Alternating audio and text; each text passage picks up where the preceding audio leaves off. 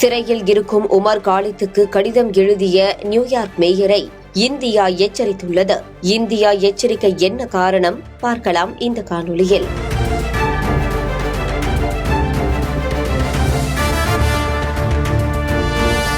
கிட்டத்தட்ட 5 ஆண்டுகளை கடந்தும் தற்போது வரை சிறையில் இருந்து வருகிறார் மாணவ செயற்பாட்டாளர் உமர் காலித். டெல்லியில் குடியுரிமை சட்டத்திற்கு எதிராக 2020ஆம் ஆண்டு பிப்ரவரி மாதம் பெரிய போராட்டம் நடந்தது. அந்த போராட்டத்தில் பங்கேற்றதற்காக உமர் காலித்தை சட்டவிரோத நடவடிக்கைகள் தடுப்பு சட்டம் 1967 கீழ் கைது செய்து சிறையில் அடைத்தனர் டெல்லி போலீசார். சிறை வாழ்க்கை அனுபவித்து வரும் உமர் காலித்துக்கு தற்போதைய நியூயார்க் மேயரான ஜோஹ்ரான் மம்தானி எழுதிய கடிதம் சமூக வலைதளத்தில் வைரலானது.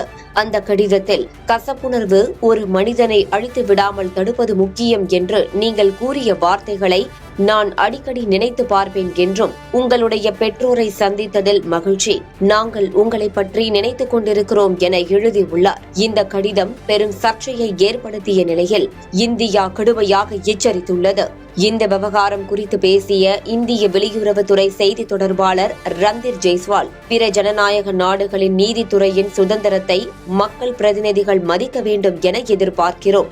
முக்கிய பொது பொறுப்பில் இருப்பவர்கள் தனிப்பட்ட எண்ணங்களை வெளிப்படுத்தக்கூடாது.